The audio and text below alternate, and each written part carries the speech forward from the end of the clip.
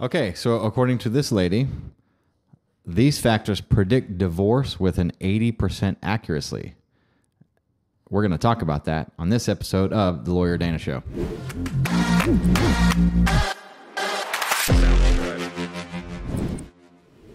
You've said current dating is just practicing for divorce. Mm-hmm. There's a lot of talk about the fragility of long-term relationships and divorce rates going up. You've actually done some research looking at what predicts divorce. Mm-hmm. I know one of the factors is whether you live together or not. Because if you live together with someone before getting married to them, what you're saying is, well, I'll date you until somebody else better comes along. You should have boundaries and proper boundaries. Mm-hmm. And living together is actually one of those boundaries. I know this because I made that mistake too. Not with Summer. We're not going to talk too much about that in case she watches this show. What did you find? Well, I have to give credit where credit's due, but the most long-standing research into marriage and relationships was by the Gottman Institution, and they did the most scientific and... I find it ironic that their name is Gottman. Gottman. Objective analysis of relationships, and they studied 10,000 couples in a lab over a couple of days. They put couples in a laboratory? Were the scientists in the lab studying, or were the people? They put 10,000 people. I can just see like this giant Mr. Beast episode where they're like all studying. Yeah. Right?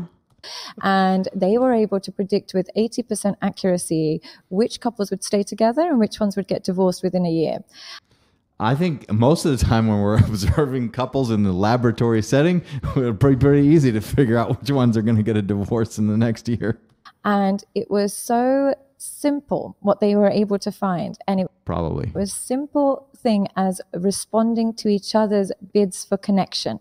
What I mean by this is when we have a partnership where one person comes home and expresses an emotion, the other one picks up on it, that partnership has the base levels to last a really long time. So it could be a simple thing like you come home from work and say, oh, I'm so tired, and your partner says, why, what's wrong?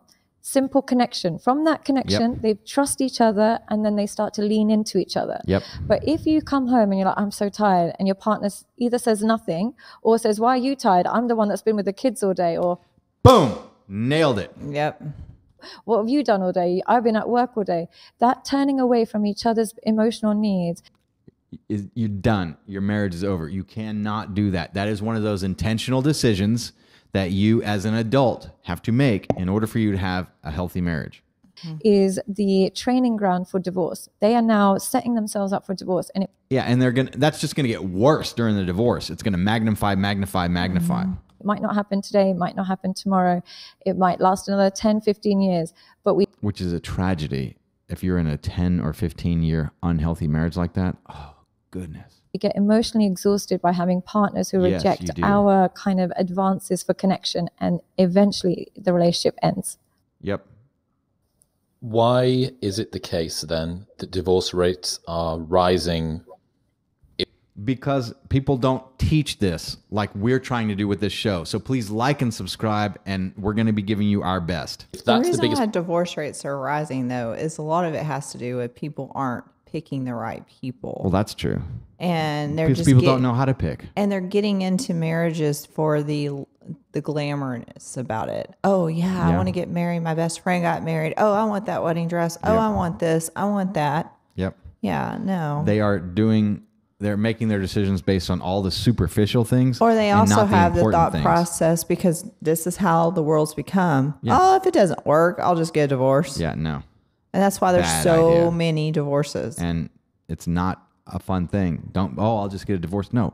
Let's avoid the divorce by avoiding the bad marriage, please. Predictor, if that's 80% accuracy of being able to predict, why has that specific trait changed so much over the last 50 years? Distractions. Distractions, distractions, distractions. There are alternatives to everything. Even if you want a meal, you'll have 50 alternatives on Uber Eats. You want to go out to eat, there's 50 places that you could go. You want to watch something, there's 50 alternatives of what to watch. There are so many alternatives to every single aspect of life that it makes it almost impossible to invest in one. Yes, it is. Unless you intentionally make a decision that the one primary, most important thing that you're going to invest in is your marriage. And that has to be a two-way street. Both you and your spouse have to do that. That's what marriage is. Mm-hmm. And you do that over and over and over and over again, every single day, even when you don't feel like it, even when whatever life brings to you is going to happen, you turn towards each other always. They're the most important person, and not even the children. Children thrive underneath the umbrella of a healthy marriage. You have to have a healthy marriage with each other in order for you to raise children the right way. Everybody and everything becomes disposable. So what's happening is when your partner comes home a bit tired or stressed, it maybe in the past you'd pick up on it, but now you're on your phone. Or maybe when your partner wanted to watch a series that you didn't care about, in the past, you may have been like, okay, it's fine. I'll just get on with it. There's nothing else on. Now, like, you watch this, I'm going to watch that. There's so many alternatives to everybody, and every person is now becoming so disposable that we can no longer have the patience to invest in people's emotional needs. And we're becoming so hedonistic that our emotional needs come first. Yep, big problem. Big, like the girl who sued her parents because she didn't give consent to be born. And we're being taught this in society more and more. We're always talked about put you first, self-esteem, self-assurance, Yeah, but now that you have all that, now you put that into the other person together, and you're together with them. Actualization. The word self is kind of programmed in our psyche, and the collectivism that we used to have as a society is gone. So we're no longer getting happiness from somebody else's happiness. It's a selfish pursuit now, unfortunately. Yeah, and that's not going to work. You have to be all in, and they have to be all in. Isn't it strange that the trait of focusing not on somebody else's desire for connection is causing you to turn inward? That is causing divorces to increase down the line. Absolutely. Which means that people respond to that by being more defensive, by being more guarded and more cynical, which makes them turn further inward, which makes them less of an eligible partner to the next relationship, which then just creates a cycle. The devil is a liar. Exactly. You're doing all the wrong things for decent sounding reasons.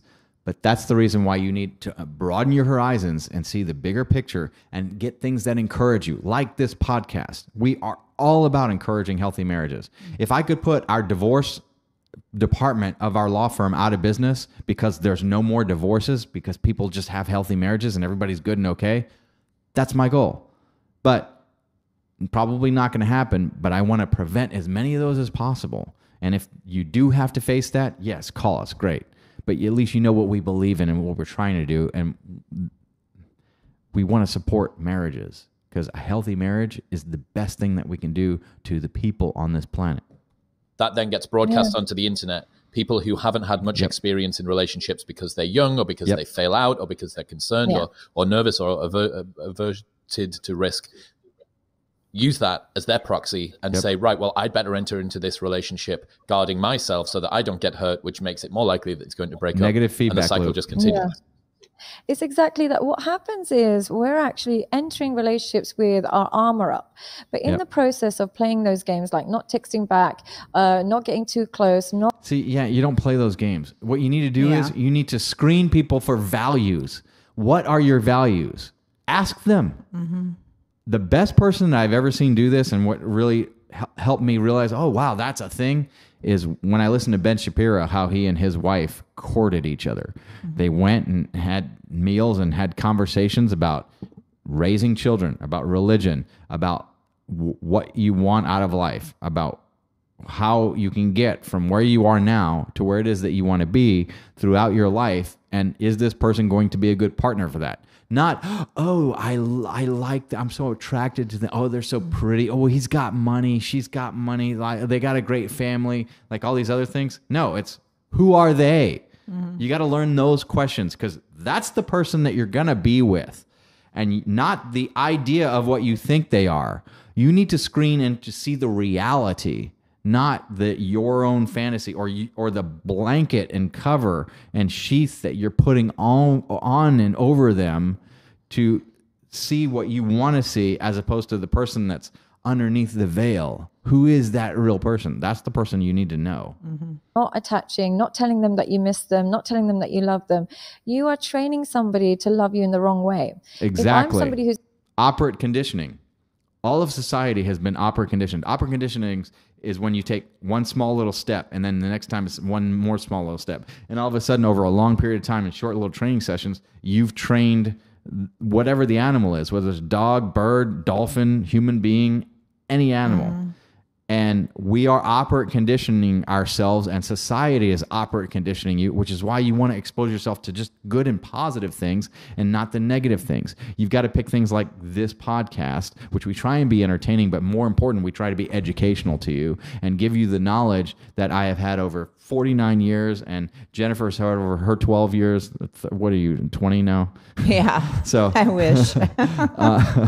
And we try and make you laugh a little bit, but more importantly, we want to educate you and share the knowledge that we have worked our tailbones off to help bless you and accelerate you faster so that you can achieve what you want out of life and not have to go through the pain points and the negativity, especially related to marriage, which is the most important thing that people are going to do. Is needy and I actually need lots of love and reassurance, but I don't want to text first and I don't want to be looking needy and I don't want to say I miss you because I'm going to wait for him. I'm then teaching him that I'm cool, calm, and collect. Look at our faces. I'm not going to text him for any of that stuff. No. Come on. And I don't care when I hear from him. If I see you, I see you.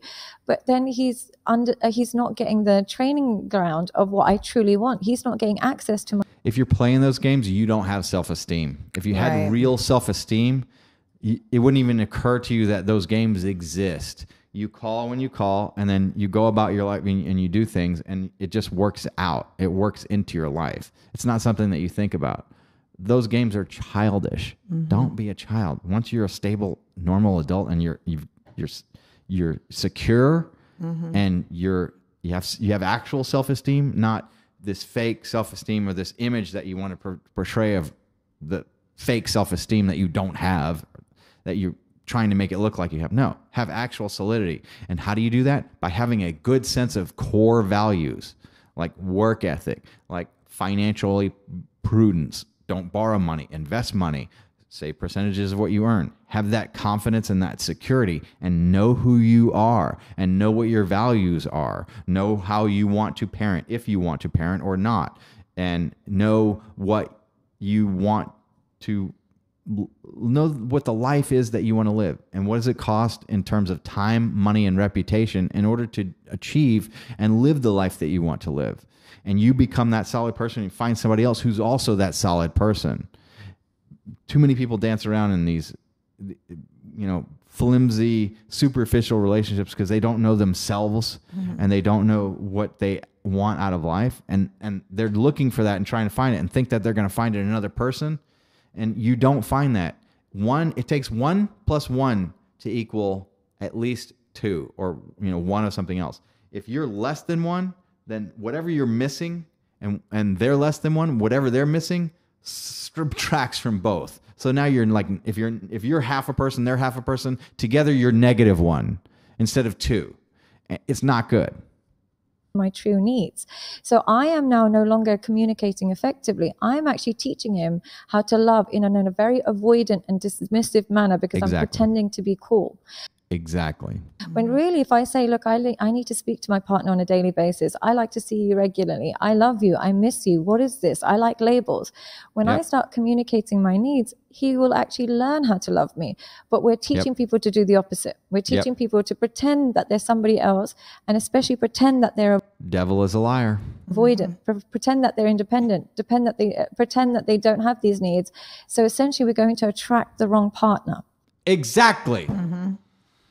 She's spot on so far. What else have you found that is a predictor of a toxic or a negative or a declining relationship?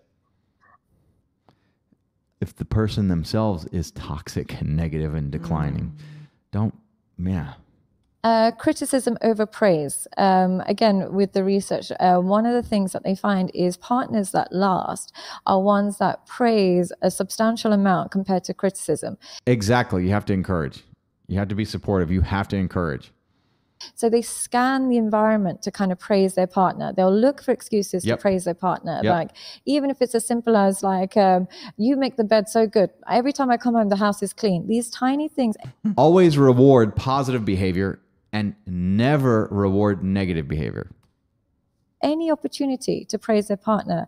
But what happens in relationships that end is they can't remember the last time they complimented each other. They think it should be a given. They think, well, you know, I think you're pretty because I'm with you, aren't I? Or, you know, I'm grateful that you pay the bills. Like, it's still nice to hear it. Right.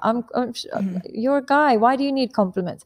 Men are craving this. I've noticed a lot in my practice, the men that often have affairs, they're not actually seeking sex. They're seeking a woman that compliments them. They say they can't remember the last time a woman told them that he looks great. Whereas for women, our partner says it, but also our friends will tell us. People will tell us. We're always being told we're beautiful or whatever it is. But for men, if their partner doesn't tell them, no. You know that song, She Don't Know She's Beautiful? That's a lie. Nobody does. So when they meet somebody who simply tells them they look good, they're intelligent, something to validate them, they immediately become attracted to that because they're starved of it. So praise is something that I think couples forget how important it is. I suppose that the game playing and the rivalry that sometimes happens in relationships as they start to go downhill, that makes this situation worse, because you're not going to praise somebody that you think is your rival or that you're trying to play games with, or that you're unsure about the level of trust that you should put in them. Exactly. Well, without trust, you've got nothing. Right. Whoever you don't feel safe with. Thing is, all of these things that I'm saying, they only come when you feel safe. Now, simple things like liking other girls' pictures or following people now makes people feel super unsafe, super unsafe. So their guards go up. I know people that the moment they add somebody on Instagram and they see who they're following, they might have had a really great date with them. Everything was great, but then they look on their following like, oh, straight away, insecurities, guards, everything. What's happening, people? If you enjoyed that, then watch the Lawyer Dana podcast. See you in the next episode.